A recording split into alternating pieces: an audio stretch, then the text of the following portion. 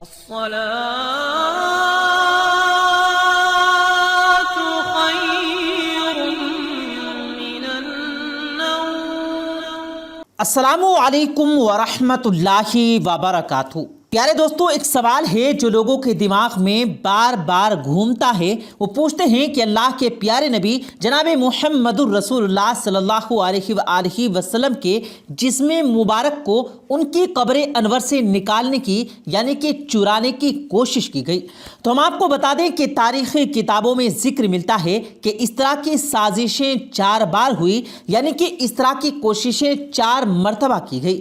آج کی اس ویڈیو میں ہم آپ کو اس سازش کے بارے میں بتانے والے ہیں جو تیسری مرتبہ رچی گئی، جس کے بارے میں جان کر یقیناً آپ لوگ بھی حیران اور پریشان ہو جائیں گے، آپ کے بھی رونگٹے کھڑے ہو جائیں گے۔ اس لیے آج کا یہ ویڈیو آپ سبھی کے لیے بہت خاص ہے، آپ اس کو آخر تک ضرور دیکھیں۔ اور سب سے پہلے آپ پیارے نبی کی محبت میں اس ویڈیو کو دل سے ایک لائک ضرور کریں اور کامنٹ باکس میں یا رسول اللہ لکھ کر شیئر بھی کر دیں تاکہ یہ ایمان افروز واقعہ اور بھی لوگوں کے پاس میں پہنچ جائے۔ تو چلیے دوستو شروع کرتے ہیں۔ پیارے دوستو، مصر کے عبیدی حکومت کے چہیتے حکمران الحکیم کے راج میں کچھ لوگوں نے بادشاہ کو ایک سبز باغ دکھائی۔ وہ لوگ بادشاہ کے پاس آئے اور کہنے لگے کہ کیا آپ کو پتا ہے دنیا بھر کے مسلمان مدینہ شریف میں پہنچتے ہیں، لوگوں کی جماعت میں بار بار ہوتا ہے اور روضہ رسول کی زیارت کرتے ہیں۔ کیوں نہ ہم ہمارے ملک میں یعنی کہ مصر میں گنبد خضرا کی طرح ایک عالی شان منزل تعمیر کروا دیں اور پھر مدینہ منورہ سے اللہ کے نبی جناب محمد الرسول اللہ صلی اللہ علیہ وآلہ وسلم کے جسم مبارک کو ان کی قبر سے نکال کر اسے ہم ہمارے گنبد میں منتقل کر دیں۔ اگر ایسا ہو گیا تو پھر دنیا بھر کے مسلمان زیارت کے لیے مدینہ منورہ جانے کے بجائے ہمارے ملک مصر میں آیا کریں گے اور ہمارا نام دنیا میں روشن ہو جائے گا اور مصر والوں کی عزت کو 4 چاند لگ جائیں گے۔ پیارے دوستو، مصر کا بادشاہ الحکیم لوگوں کی باتوں میں آ گیا، اس لیے پھر اس نے مصر میں ایک عالی شان گنبد حرام کے پیسوں سے تعمیر کروایا۔ اس کے بعد بادشاہ نے اپنے ایک ساتھی جس کا نام ابو الفتوح تھا اس کو حکم دیا کہ وہ مدینہ منورہ جائے اور اللہ کے پیارے نبی صلی اللہ علیہ وآلہ وسلم کا جسم مبارک ان کی قبر انور سے چرا کر لے آئے۔ اس لیے پھر ابو الفتوح اپنے ایک ساتھی کو لے کر مدینہ شریف میں پہنچ گیا اور روضہ رسول صلی اللہ علیہ وآلہ وسلم سے کچھ فاصلے پر انہوں نے ایک کرائے پر مکان لیا یعنی کہ رہائش اختیار کر لی اور پھر ان دونوں نے اپنا حول یا کسی اللہ والے کی طرح بنا لیا۔ نماز روزے کے وہ پابند ہو گئے، ہر وقت وہ تسبیحات کرتے، اسی لیے وہ بہت ہی جلد وہاں کے لوگوں کے قریبی ہو گئے۔ لیکن یہ دونوں تو پیارے نبی کا جسم مبارک ان کی قبر انور سے نکال کر لے جانے کے مقصد سے یہاں پر آئے تھے، اس کے لیے انہوں نے ایک بہت بڑا پلان تیار کر رکھا تھا۔ یہ دونوں دن بھر اللہ کی عبادت میں لگے رہتے، مگر جیسے ہی رات ہوتی تو انہوں نے اپنی سازش کے تحت اپنے مکان کے اندر سے سرنگ کھودنی شروع کر دی۔ ان کا مقصد تھا سرنگ کھودتے کھودتے روضہ رسول صلی اللہ علیہ وآلہ وسلم کی قبر مبارک تک پہنچنا۔ اسی لیے یہ لوگ دن میں اللہ کی عبادت کرتے تاکہ کسی کو ان پر شک نہ ہو، لیکن جیسے ہی رات ہوتی تو یہ سرنگ کھودنا شروع کرتے اور وہاں سے جو مٹی نکلتی اس کو یہ لوگ راتوں رات ہی لے جا کر کہیں ٹھکانے لگا دیتے تھے۔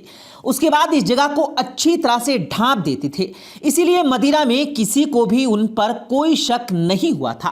خیر، ایسے ہی کافی دنوں تک یہ سلسلہ چلتا رہا۔ اس کے بعد ایک دن وہاں کا جو بادشاہ تھا جس کا نام سلطان نور الدین زنگی تھا، وہ سو رہا تھا کہ اس کو خواب میں اللہ کے پیارے نبی جناب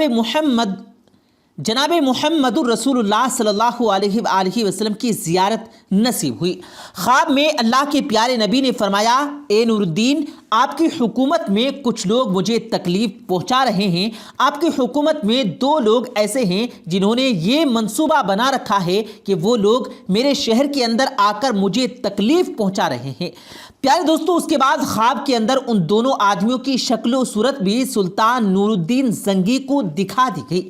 اتنے میں بادشاہ نیند سے بیدار ہو گیا، یعنی کہ اٹھ کھڑا ہوا۔ پھر صبح ہوئی تو بادشاہ حیران ہو گیا اور سوچنے لگا کہ میری حکومت میں یہ کیا چل رہا ہے یہ کیا ماجرا ہو گیا۔ پھر بادشاہ نور الدین زنگی نے اپنے وزیر کو اپنے پاس بلایا اور اس کے ساتھ میں اس کے بارے میں رائے مشورہ کیا۔ پوری بات کے بعد وزیر نے بادشاہ کو مشورہ دیا کہ لگتا ہے مدینہ کے اندر کوئی بہت بڑی سازش چل رہی ہے، کوئی بہت بڑا خطرہ آنے والا ہے، اس لیے جتنی جلدی ہو سکے ہمیں مدینہ شریف میں پہنچنا چاہیے۔ اس لیے پھر سلطان نور الدین زنگی، ان کا وزیر اور ان کی کچھ فوج مدینہ شریف کے لیے روانہ ہو گئی۔ مدینہ میں پہنچنے کے بعد بادشاہ نے جو سب سے پہلا کام کیا وہ یہ تھا کہ بادشاہ نے سب سے پہلے پورے اہل مدینہ کی دعوت کی، یعنی کہ مدینہ کے سارے لوگوں کو دعوت دی گئی۔ دعوت کرنے کا مقصد یہ تھا کہ جب دعوت کھانے کے لیے مدینہ کے لوگ آئیں گے تو بادشاہ نے خواب کے اندر جن دو لوگوں کی شکل و صورت دیکھی تھی ان کو بادشاہ نور الدین زنگی پہچان لیں گے اور ان کو گرفتار کر لیا جائے گا۔ بس یہی سوچ کر سارے مدینہ والوں کو دعوت پر بلایا گیا اور بادشاہ خود دروازے پر جا کر کھڑا ہو گیا۔ لوگ کھانا کھانے کے بعد میں جب واپس جانے لگے تو بادشاہ ہر ایک آدمی کو بڑے غور سے اور دھیان کے ساتھ میں دیکھنے لگا۔ ایسے کرتے کرتے سارے لوگ وہاں سے گزر گئے، مگر بادشاہ کو وہ دونوں شخص کہیں بھی نظر نہیں آئے جن کو انہوں نے خواب میں دیکھا تھا۔ بادشاہ کو کچھ بھی پتہ نہ چل سکا اور دعوت پر آنے والے سارے لوگ وہاں سے گزر گئے۔ یہ دیکھ کر سلطان نور الدین زنگی پریشان ہو اٹھے اور کہنے لگے کہ جن دو لوگوں کی شکل میں نے خواب کے اندر دیکھی تھی وہ دو لوگ مجھے اس بھرے مجمع کے اندر یعنی ان لوگوں کے اندر کہیں بھی نظر نہیں آئے۔ اس لیے پھر بادشاہ نے پورے مدینہ شہر کی پھر سے چھان بین کرانی شروع کی۔ اپنے لوگوں کو مدینہ شہر میں دوڑائے کہ جا کر دیکھو پورے مدینہ شہر میں ایسے کون سے لوگ بچے ہیں جو ہماری اس دعوت میں شریک نہیں ہوئے۔ بادشاہ کے لوگوں نے پورے مدینہ شہر کو چھان مارا، پھر آ کر بادشاہ کو بتایا کہ مدینہ کے سارے لوگ ہماری اس دعوت میں شریک ہو چکے، صرف دو بزرگ شخص ایسے ہیں جو فلاں فلاں مکان میں رہتے ہیں، وہ ہر وقت اللہ کی عبادت میں لگے رہتے ہیں، ہر دم اللہ اللہ کرتے ہیں، اس لیے وہ عام طور پر اپنے مکان سے باہر نہیں نکلتے۔ یہی وجہ ہے کہ صرف وہی دو شخص ایسے ہیں جو ہماری اس دعوت میں نہیں آئے۔ بادشاہ نے کہا کہ فوراً انہیں بھی بلواؤ۔ پھر ان دونوں کو بھی وہاں پر لایا گیا اور بادشاہ کے سامنے پیش کیا گیا۔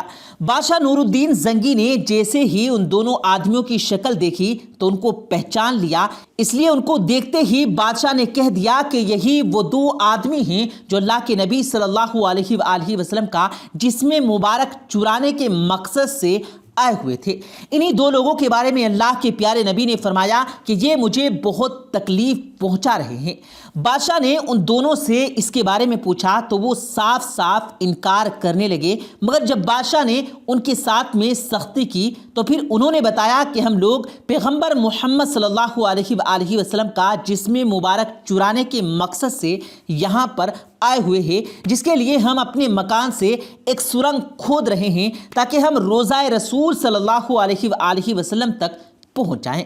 پیارے دوستو، کہا جاتا ہے کہ لوگوں نے اپنے مکان سے اتنی لمبی سرنگ کھود لی تھی کہ وہ لوگ روضہ رسول کے بالکل قریب پہنچ گئے تھے، یہاں تک کہ اللہ کے پیارے نبی حضور صلی اللہ علیہ وآلہ وسلم کے قدم مبارک بھی نظر آنے لگے تھے۔ پھر وہاں پر ایک قاری صاحب نے سورہ توبہ کی تلاوت کی، جس کا معنی یہ ہے کہ اگر وہ لوگ عہد کر لینے کے بعد اپنی قسموں کو توڑ دیں تو تمہارے دین میں پھیر بدل کریں تو تم ان کا قتل کر دو، بے شک ان کی قسمیں باقی نہ رہی۔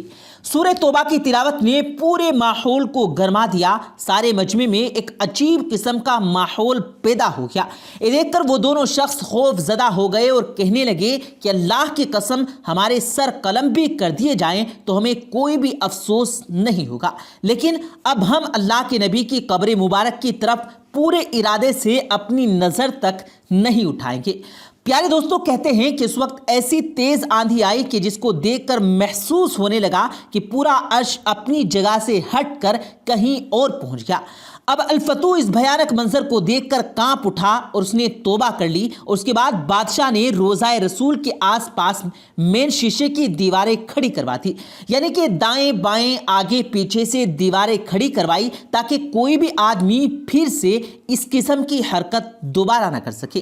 کہا جاتا ہے کہ پھر بادشاہ نور الدین زنگی خود اس سرنگ کے ذریعے سے آگے تک گیا۔ جب انہوں نے نبی پاک صلی اللہ علیہ وآلہ وسلم کے قدم مبارک دیکھے تو انہوں نے ان کا بوسہ لیا اور اپنی محبت کا اظہار کیا۔ پھر جتنی جلدی ہو سکا اس سرنگ کو بند کروا دیا گیا۔ پیارے دوستو، امید کرتے ہیں آپ کو آج کی ہماری یہ ویڈیو ضرور پسند آئی ہوگی۔ اگر آپ کو یہ ویڈیو پسند آیا ہو تو اس ویڈیو کو دل سے لائک کریں اور زیادہ سے زیادہ لوگوں تک اس ویڈیو کو ثواب کی نیت سے شیئر کریں، اور اس ویڈیو کے بارے میں آپ کی کیا رائے ہے کمنٹ سیکشن میں اپنی رائے کا اظہار ضرور دیں، اور مزید اسی طرح کی روز کی ویڈیو پانے کے لیے ہمارے چینل کو ضرور سبسکرائب کریں۔ ملتے ہیں پھر ایک نئی ویڈیو کے ساتھ، تب تک کے لیے اللہ حافظ۔